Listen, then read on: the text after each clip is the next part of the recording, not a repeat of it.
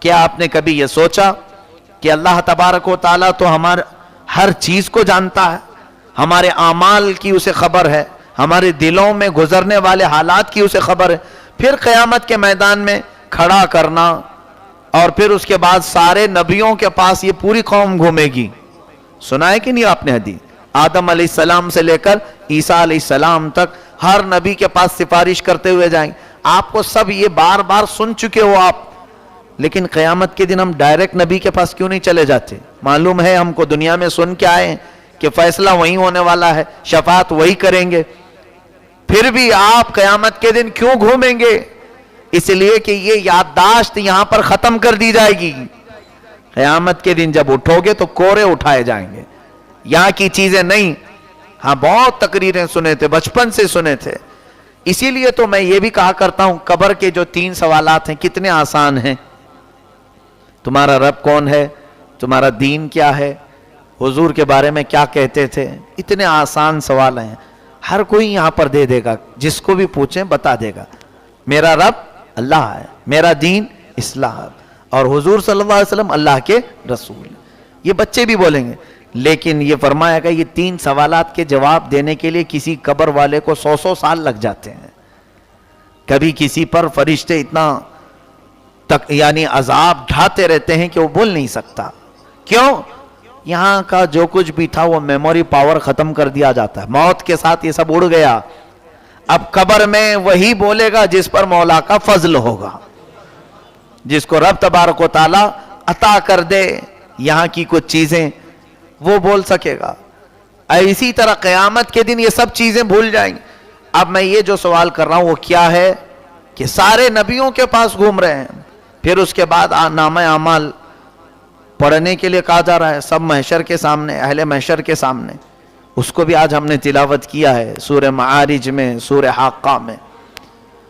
اللہ تبارک و تعالیٰ فرمائے گا پڑھو. کیا اللہ کو نہیں معلوم کہ تم نیکوکار ہو کہ گنہگار ہو؟ فائنل اعلان کر دے یہ جہنم میں جائے گا یہ جنت میں جائے گا؟ نہیں، بہت لمبا پروسیس ہے وہاں پر. 50,000 سال کے برابر کا ایک دن. اللہ تعالیٰ نے فرمایا 50,000 سنہ. آج وہ بھی ہم نے تلاوت کیا. اس کے بعد پھر میزان عمل، ترازو، اور پھر پل صراط. لیکن ہر جگہ ایک چیز دکھائی جا رہی ہے کہ سارے نبیوں نے بھیجا کس کے پاس؟ نبی کونین صلی اللہ علیہ وسلم. جاؤ وہاں جاؤ، وہ کریں گے. اس کے بعد جب نامہ اعمال پڑھنے کی بات آئی تب بھی فرشتوں نے کہا اگر نبی سامنے آ جائیں تو فرشتے ہلکا کر دیں گے. یہاں میزان عمل کی بات آئی تو ترازو، وہاں بھی حضور فرماتے وہاں پر بھی میں کھڑا ہو جاؤں گا جب میرے امتیوں کے اعمال تول رہے ہوں گے. حوض کوثر، حضور فرماتے وہاں پر بھی میں آ جاؤں گا پیاسوں کو پانی پلانے کے لیے. پل صراط جب گزر رہے ہوں حضور فرماتے میں ایک کونے میں کھڑا رہوں گا اور رب سلم رب سلم یہ کہتا رہوں گا. اس کا مطلب یہ ہے کہ اے اللہ میری امت کو سلامتی سے گزار دے، میری امت کو سلامتی سے گزار دے. حضور یہ دعا کرتے ہیں. یہ سارا جو پروسیس ہے تو یہ اتنا لمبا ہونے کے بعد پھر جنتی جنت میں جائیں گے، دوزخی دوزخ میں جائیں گے. بہت لمبا حساب و کتاب ہونے کے بعد کیوں اتنا لمبا کیا گیا ہے؟ اس کو ایک شعر میں امام زمن فاضل بریلوی کے برادر محترم فرماتے ہیں فقط اتنا سبب ہے انعقاد بزم محشر کا، فقط اتنا سبب ہے انعقاد بزم محشر کا کہ ان کی شان محبوبی دکھائی جانے والی ہے. یہ سارا جو وہاں پر معاملہ ہوگا وہ یہی دکھانے کے لیے کہ تم دنیا میں منکر تھے نبی کی شان کی. آؤ دیکھو آج کہاں کہاں رسول کا مقام و مرتبہ ہے. ان کو چھوڑو تو پھر کچھ بھی نہیں. ہمارے امام اہل سنت فرماتے ہیں وہ جہنم میں گیا جو ان سے مستغنی ہوا، یعنی ان سے جو دور ہوا وہ جہنم میں گیا. ارے میاں ہے خلیل اللہ کو حاجت رسول اللہ کی. ہاں انبیاء کرام کو بھی جو ہے حاجت رسول اللہ کی. عرش حق ہے مسند رفعت رسول اللہ کی.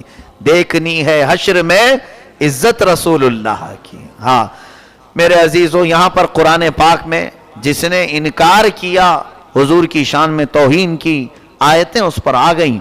آپ قیامت تک یہ تلاوت ہوتی رہیں گی آیتیں. اور ایسے ظالم کی مذمت کی جاتی رہے گی. یہاں سے ایک مسئلہ اور بھی میں بتا دوں. بعض لوگ یہ کہتے ہیں کہ مولانا کیا ضرورت ہے ان کے بارے میں بہت سخت جملے بولنے کی, جو کر رہا ہے اس کو کرنے دو, اللہ تو اس کو چھوڑے گا نہیں, مارے گا, اس کو سزا دے گا, اللہ تعالیٰ اس کے لیے کافی ہے. کوئی بھی گستاخی کر رہا ہے حضور کی تو آپ اتنا سخت اس کے بارے میں کیوں بول رہے ہیں؟ ایسی باتیں زنانہ باتیں اس کو کہتے ہیں.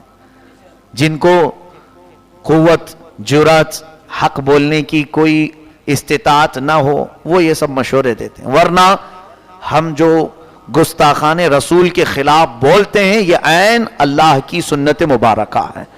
رب ذوالجلال نے قرآن میں ارشاد فرما دیا جو نبی کی شان میں گستاخی کرتا ہے اس کا نطفہ صحیح نہیں, وہ جھوٹا ہے, وہ جھوٹی قسم کھاتا ہے, دھوکے باز ہے. اور پھر کتنی اس کی 10 برائیاں اللہ نے گنائی. کیا تم رب کو بھی یہ کہو گے؟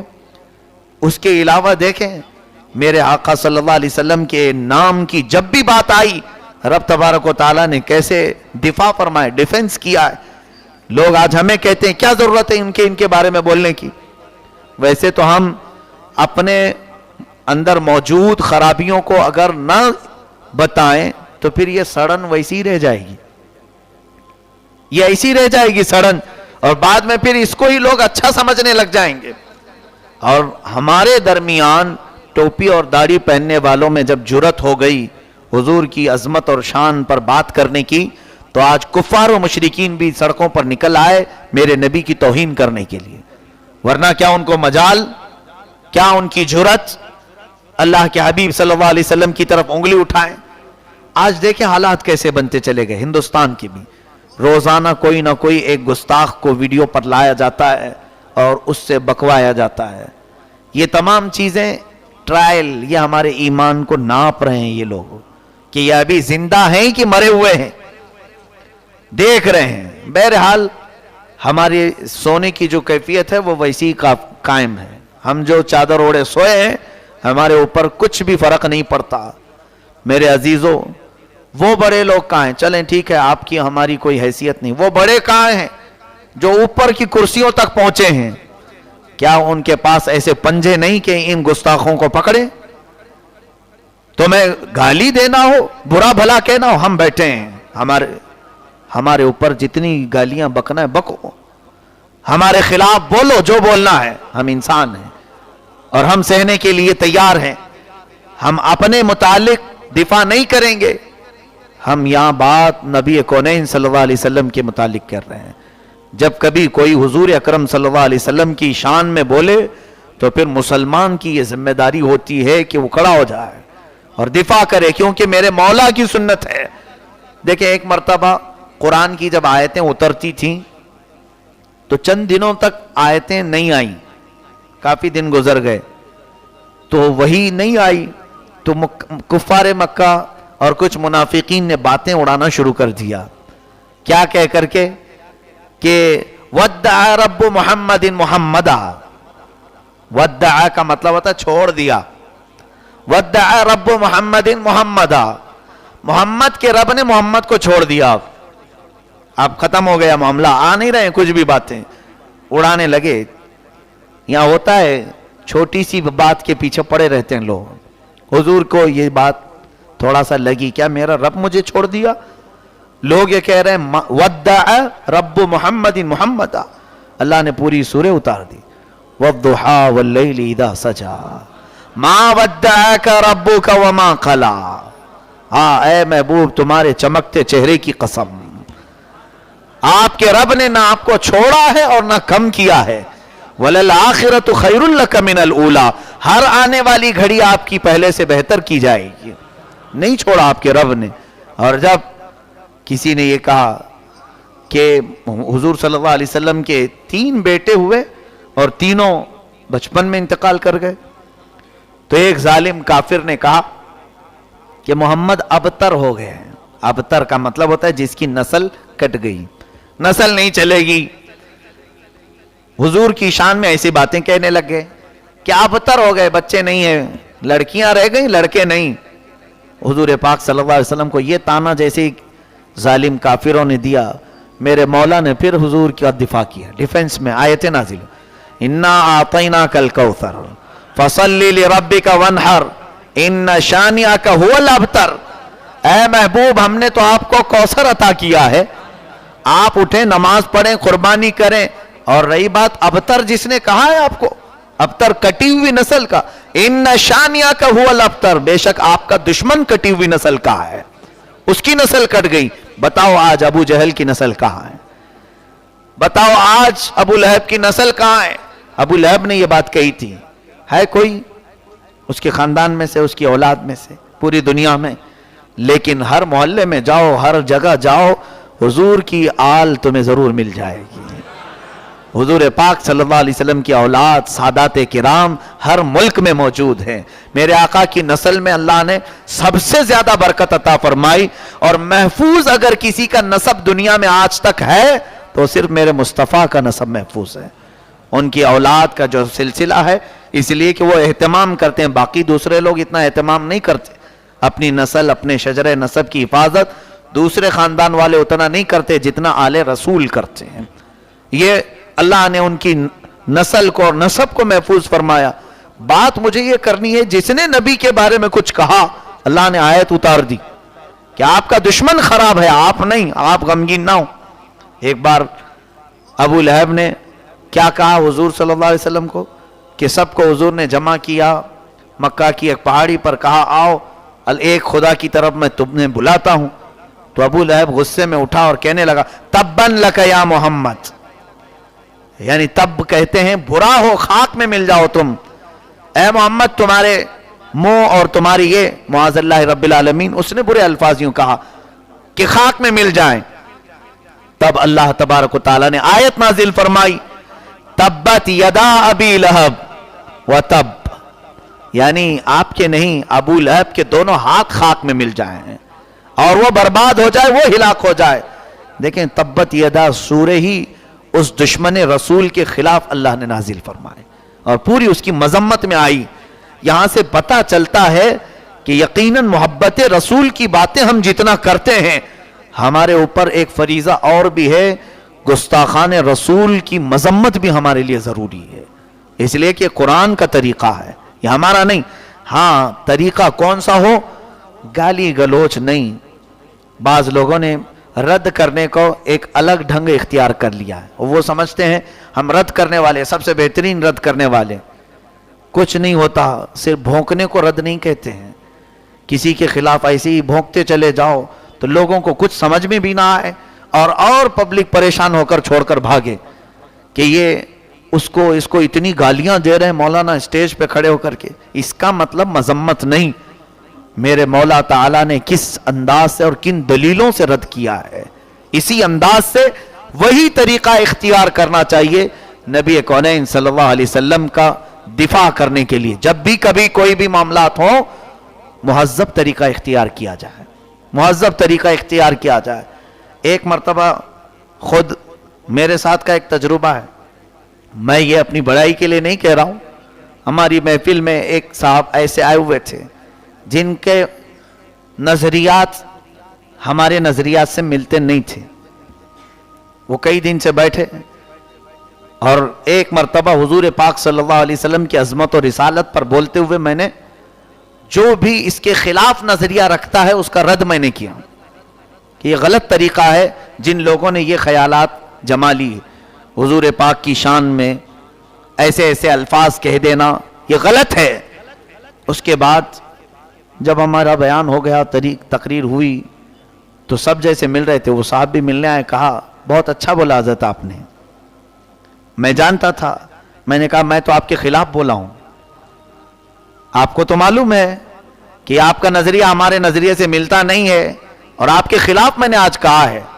تو ایک بات جو اس صاحب نے کہا تھا وہ مجھے اچھی لگی تھی, یہی چیز میں سب کو یہ کہتا ہوں. اس نے کہا صحیح ہے آپ نے رد کیا, لیکن جس انداز سے کیا وہ مجھے بھی پسند آیا. ایک چیز یہی ہے, اللہ تعالیٰ قرآن میں فرماتا ہے ادعو الی سبیل ربک بالحکمہ والموعظۃ الحسنہ وجادلہم باللتی ہی احسن. اپنے رب کی طرف بلاؤ تو حکمت کے ذریعے سے بلاؤ, اور نرم نصیحت کی ذریعے سے بلاؤ اور مجادلے کے ذریعے سے یعنی پکے دلیلوں سے بلاؤ. ایسا نہیں کہ چلا چلا کر کے پورا مائک خراب کر دو اور پھر سٹیج توڑ دو. اور لوگوں کو شعلہ بیان کا مطلب ہوتا ہے آگ نکالنے والا. مقررین کے یہ لقب ہوتے ہیں, آپ نے سنا ہوگا, ارے حضرت مقرر شعلہ بیان, یعنی منہ سے آگ ہی پھینکتے ہیں. تو ظاہر سی بات ہے جتنے سامنے ہوں گے سب جل جائیں گے. تو شعلہ بیان جس کو کہتے ہیں یہ کیا ہے؟ در حقیقت شعلہ آگ کو کہتے ہیں نا, ہاں بیان میں شعلہ ہوتا ہے. ہم کو یہ نہیں, اللہ فرما رہا ہے موعظہ, نرم نصیحت سے. یہ تو چھوڑیں, فرعون کو جانتے ہیں؟ فرعون ہے اور اس کے بڑے بڑے وزیر حامان وغیرہ, اس کے پاس جب موسیٰ علیہ السلام کو رب بھیج رہا تھا اور حضرت ہارون علیہ السلام کو, یہ دونوں نبی ہیں, حضرت موسیٰ اور حضرت ہارون علیہ السلام کو جب فرعون کو سمجھانے کے لیے بھیج رہا تھا رب تعالیٰ کہ جاؤ اسے سمجھاؤ, تو الفاظ سنیے, قرآن میں ہے 16ویں پارے میں اللہ فرماتا اذهبا الى فرعون انه طغى, اے موسیٰ و ہارون جاؤ دونوں آپ فرعون کے پاس, وہ بہت سرکش ہو گیا ہے. لیکن اس سے بات کرنا تو کیسے؟ فقولا له قولا لینا, اس سے بات کرنا تو نرمی سے بات کرو. لعلہ یتذکر او یخشی, ہو سکتا ہے تمہاری نرمی سے وہ نصیحت حاصل کر لے اور اللہ کا خوف آ جائے. فرعون جیسے کو اللہ تعالیٰ نے سمجھانے کا جو طریقہ بتایا موسیٰ علیہ السلام کو, قولا لینا. یہاں پر گستاخان رسول کے ساتھ بھی ہم شدید ہیں, لیکن شدید کا مطلب گالی گلوچ نہیں ہوتا. شدید کا مطلب یہ ہے کہ ہم اپنے ایمان میں, اپنے عقیدے میں اور محبت رسول میں کوئی سمجھوتا نہیں کرتے. حضور صلی اللہ علیہ وسلم کی محبت پر ہم کسی بھی طرح کا سمجھوتا یا کسی بھی طرح کی مصالحت نہیں کرتے, اس میں ہم شدید ہیں. لیکن لہجہ یا زبان گالی گلوچ کی ہم استعمال نہیں کرتے, یہ ہمارے بزرگوں کا طریقہ نہیں ہے. بہرحال خلاصہ کلام یہ ہے کہ ہمارے اوپر دو چیزیں فرض ہیں, ایک محبت رسول, میرے آقا صلی اللہ علیہ وسلم کی عظمت کو اجاگر کرنا, اور دوسرے حضور کے دشمنوں کی مذمت کرنا. حضور کے دشمنوں کی مذمت کرنا یہ بھی قرآن کا اپنا طریقہ ہے. یہ سورہ قلم سے ہم نے سیکھا.